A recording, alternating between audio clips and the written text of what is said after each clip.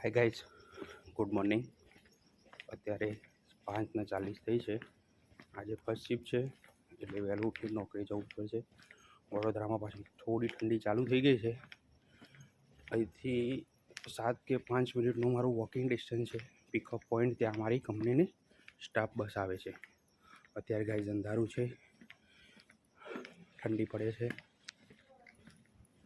Guys ઠંડી તો અત્યારે છે, પાછી થોડા દિવસથી પાછી ચાલુ થઈ ગઈ છે. વચ્ચે ગરમી જેવું લાગતું હતું, અત્યારે પાછી ચાલુ થઈ જાય છે. રસ્તામાં કોઈ છે નહીં ગાઈઝ. હું એકલો ચાલતો અમારા કંપનીના પિકઅપ પોઈન્ટ સુધી જઈ રહ્યો છું. અહીંથી 3-4 મિનિટના વોકિંગ ડિસ્ટન્સે એક મહાદેવજીનું મંદિર આવે છે, ત્યાં દર્શન કરવાના.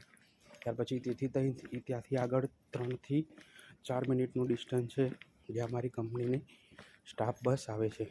ત્યાંથી આપણે બસમાં જઈશું. 1 કલાકનું આ આવી ગયું કૈલાસપતિ મહાદેવનું મંદિર, જે આપણે હમણાં વાત કરી હતી. મહાદેવ બરાબર છે ગાઈઝ. વ્લોગમાં હું તમને એકલો જ જોવા મળી, કારણ કે ફેમિલીથી દૂર રહું છું. એ ફેમિલી તો ગામડે રહે છે ફેમિલીવાળા. એ વ્લોગમાં વધારે હું તમને એકલો જ જોવા મળી. અહીંયા હું અને મારી વાઈફ બંને એકલા જ. હું એવા વિસ્તારમાં રહું છું ને કે જ્યાં 5 થી 7 મિનિટના વોકિંગ ડિસ્ટન્સ છે, બધી જ આઈટમ મળી રહે છે. એટલે આમ તો બાઇક છે મારા જોડે, પણ એનો વધારે ઉપયોગ કરવાની જરૂર પડતી નથી, કારણ કે વોકિંગ ડિસ્ટન્સમાં બધી જ આઈટમ મળી રહે છે. એટલે હું જે મોસ્ટ ઓફલી બધા ચાલતો જ જઉં છું, તેથી ચાલવાનું પણ થઈ જાય અને વસ્તુ પણ મળી રહે. એટલે મોસ્ટ ઓફલી હું ચાલતા જ બધું લેવા. ગાઈઝ આપણે તો ઘરેથી ચા નાસ્તો કરી નીકળ્યા છે, પણ અમારા એક કલીગનો ફોન આવ્યો હતો કે ચા લઈ લેજો. તો એમના ઓલે આપણે ચા લેવાની છે. મારા પિકઅપ પોઈન્ટ એક રજવાડી ટી સ્ટોલ છે, ત્યાંથી હમણાં ઓલે આપણે ચા લેવાની છે, તો ત્યાંથી ચા લઈ લઈશું. ગાઈઝ આપણા પિકઅપ પોઈન્ટ ઉપર આવી ગયા છે. આપણે 5:40 નીકળ્યા હતા, અત્યારે 5:48 49 જેવી થઈ છે. એટલે બીજું આપણો 10-12 મિનિટ ઊભા રહીશું.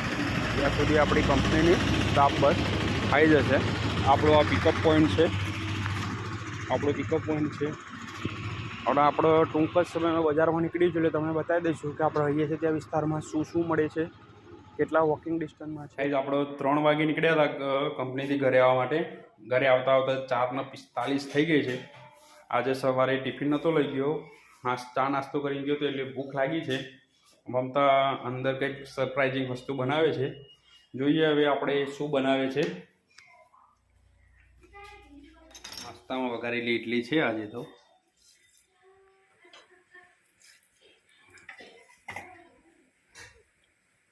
તેલ લીધું ને તેલમાં નાખી રહી. નાસ્તામાં વઘારેલી ઇડલી. ગાઈસ બની ગયા પછી કમેન્ટ કરજો ઇડલી કેવી બની.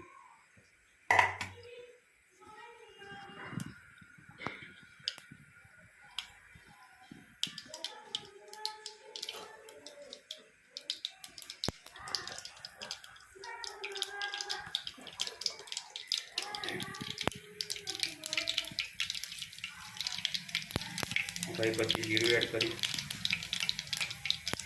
મરચાં અને થોડી લવ,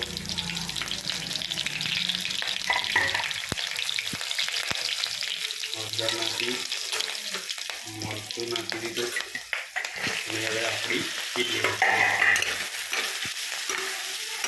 ઇડલી વધારી રીતે ટેસ્ટ કર્યા પછી કેવી બની છે તમે જોઈને ગાઈસ કમેન્ટ કરજો. કમેન્ટમાં કેવી લાગી તમને. ફાઇનલ લુક આપણો ઇડલીનો વઘારેલી છે, એ ચાખી લઈએ હવે કેવી બની છે. ઇડલી સારી છે, સારી બનાવી છે, એક નંબર છે.